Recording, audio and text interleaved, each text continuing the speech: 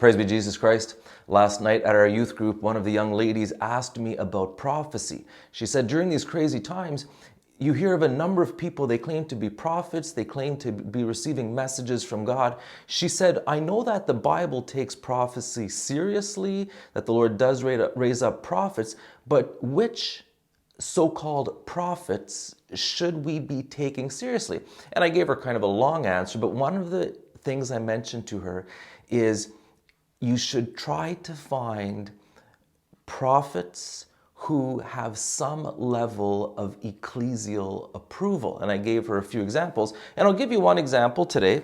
Father Stefano Gobi, he has, I think he's deceased now, but he apparently received messages from the Blessed Virgin Mary. And his writings have the imprimatur.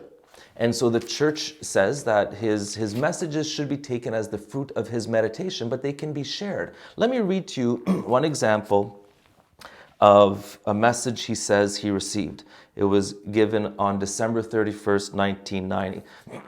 and pay attention to how accurate this is for what we're going through today. It's titled, My Teardrops. Gather together with me in prayer of adoration and reparation to spend the last hours of this year, which is about to end, in an act of profound intercession. Pray in order to ask for the salvation of this world, which has now touched the depths of impiety and of impurity, of injustice and of egoism, of hatred and of violence, sin and of evil. How many times and in how many ways have I personally intervened to urge you to conversion and to a return to the Lord of your peace and of your joy? This is the reason for my numerous apparitions, for the messages which I give by means of this little son of mine, and of my work of the Marian movement of priests, which I myself have spread in every part of the world. As a mother, I have repeatedly pointed out the path along which you must walk to attain your salvation. But I have not been listened to. They have continued to walk along the way of rejection of God and of his law of love. The 10 commandments of the Lord are continually and publicly violated. The day of the Lord is no longer respected, and his most holy name is becoming more and more despised. The precepts of love of one's neighbor is daily violated through egoism, hatred, violence, and division, which have entered into families and into society, and by violent and bloody wars between the nations of the earth. The dignity of man as a free creature of God is crushed by the chains of an interior slavery which makes him a victim of disordinate passions, of sin, and of impurity.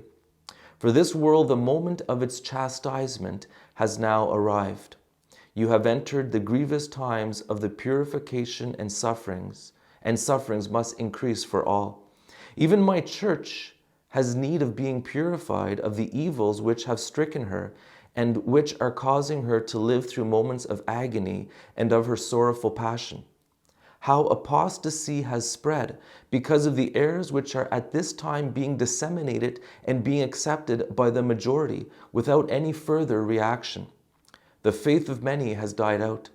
Sin committed, justified, and no longer confessed renders souls slaves of evil and of Satan. To what miserable state has this, my most beloved daughter, been reduced? Pray with me during these last hours of the year, which is about to end. During its course, I have again intervened many times to obtain from the Lord the gift of his divine mercy. But the time which awaits you is that time when mercy will be espoused to divine justice for the purification of the earth.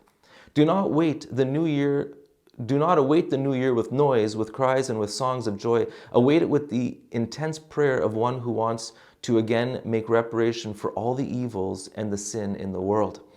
The hours through which you are about to live are among the gravest and most painful. Pray, suffer, offer, make reparation together with me, who am the mother of intercession and of reparation. Thus you, my beloved ones and children consecrated to my heart, you become in these last hours of the year my teardrops, which are falling upon the immense pain of the church and of all humanity, as you enter into the grievous times of the purification and the great tribulation. In a passage from Scripture, St. Paul says, "Do not despise prophetic utterances. Test everything, retain what is good." Viva Cristo Re.